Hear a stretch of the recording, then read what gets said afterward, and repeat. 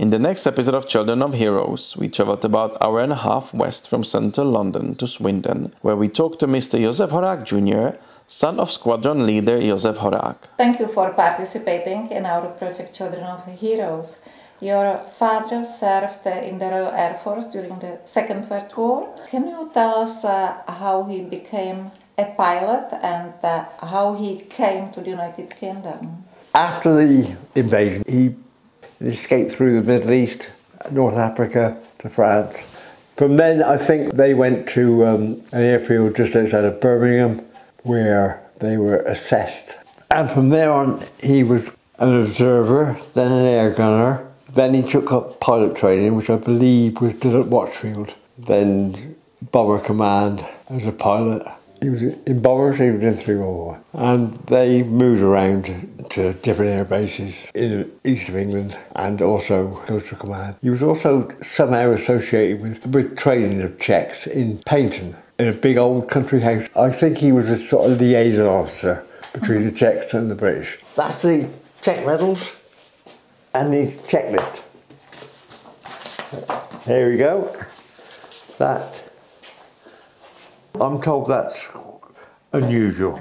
That was given to me in the church in Prague where the parachutist shootout was. That's just the arm flash on from his uniform and the 2 wings, so that was when he was a pilot, and that's the Czech Slovak badge. Your father was a native from Lidice, a village that was completely annihilated by the Nazis in the aftermath of the assassination of Reinhard Heydrich. What was the reaction of your father on this terrible news? Mother told me that another pilot from 311 turned up and said, could he have a word with my father? And that's when he was told that the entire village had been wiped out. All the men were killed and the women went to concentration camps. A few children, a very few, were sent to Germany. So all in all, I would imagine a fantastic shock. Can't imagine anybody ever recovering from a blow like that. Yeah, so the only survivor in his family was his sister. She only survived because she had a different surname. His sister was pregnant when she was taken to a concentration camp. But she was taken into a Gestapo building in Prague and kept there until she gave birth. Then the baby was taken away, she never saw him again. All she knows is it was a girl, that was it. And then she was sent to Ravensbrück, and they didn't meet again until, I'm told, they met walking down the street in Crossiclary. It was quite emotional experience, but the problem was that the excuse for destroying the set was apparently because of my father, which he knew wasn't right, because the parachutists were dropped by a special squadron, not by 311, A, and B, the Gestapo letter was fictional, basically. Some fellow wanted to get girlfriend, so he said, I'm going to join Pepe in the resistance until you won't see me again. That letter was given to the Gestapo, they put 2 and 2 together and made 18. And I'm told after the war, the mother of the girl came to see father and wanted compensation. Why she thought that was an appropriate contact, I've got no idea. But there it is. So I think that there are people in the village that still believe this rubbish, because my cousin is having some difficulty in getting a memorial put up to airmen. Now, You can put up a memorial to his birthplace in Zebec, no problem. And they've named a street after him in Lidice, but the memorial has been vetoed and vetoed and vetoed.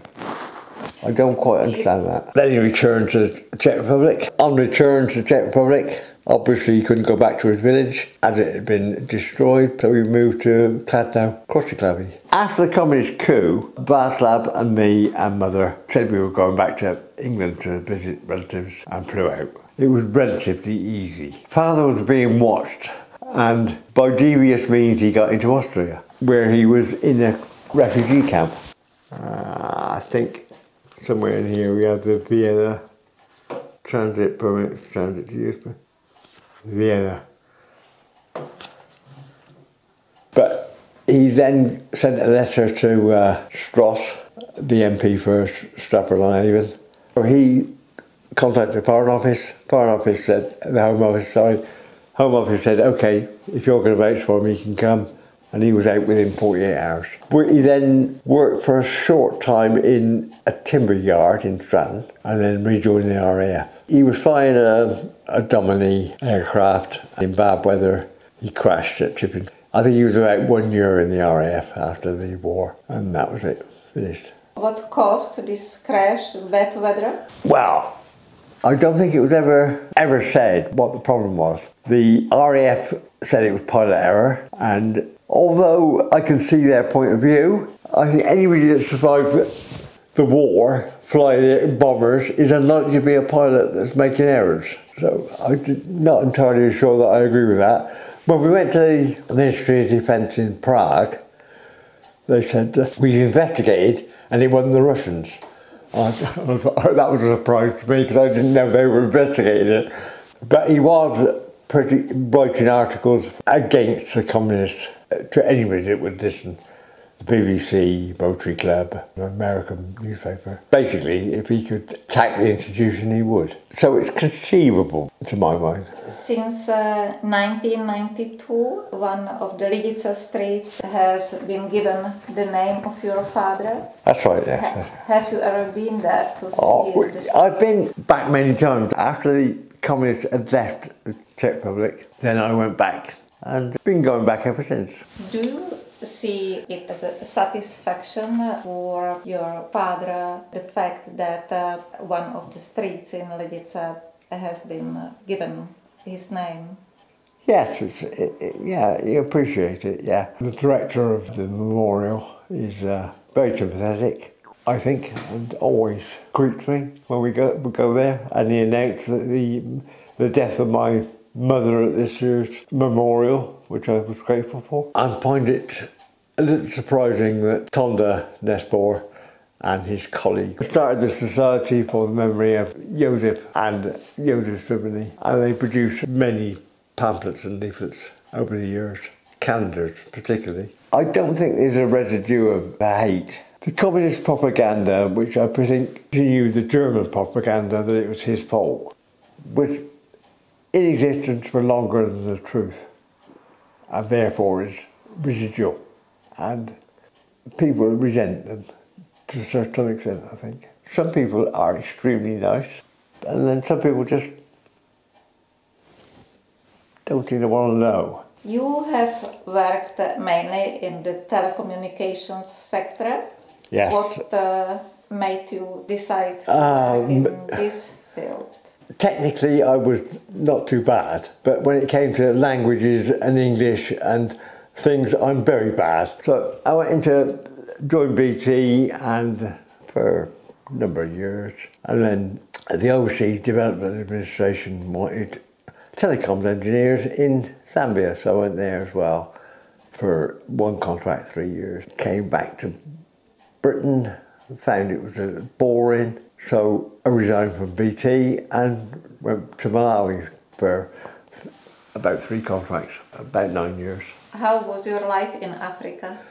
Great, great. The dying days of empire, you might like to call it. You went from being an ordinary working man to the top 10% of the population by just getting on a plane, and which was nice and simple. The downside was that by the time I returned, technology had moved on, everything had become digital, and I went from the expert to the idiot by the same plane journey. I then joined Siemens and stayed with them until I retired. What impact would you say your father's story and your Czech heritage has had on you? Well, I've met Czechs that have effectively called me a liar. I said, my father came and said, no, he didn't, you're lying, thank you. And we'll end the discussion there, because I don't care whether you believe me or not. And the biggest memory I've got is a Land Rover arriving into the house I was living in Malawi, and a woman jumping out of Land Rover shouting "Dobry Den."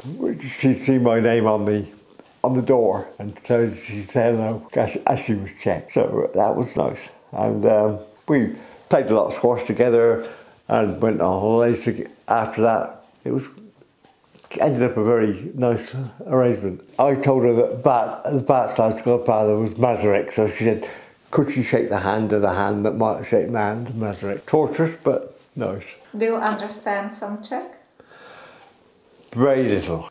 Next Pivo, which was the one that I particularly liked. I picked up words, but I did try and learn Czech on the internet, but I decided I was too old. The instructor was going to become very rich, and I was not getting any better. Is there anything more you would like to add?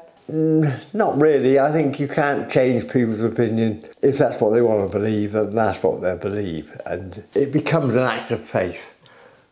This is what they believe to be true, therefore it is, and you can't change it.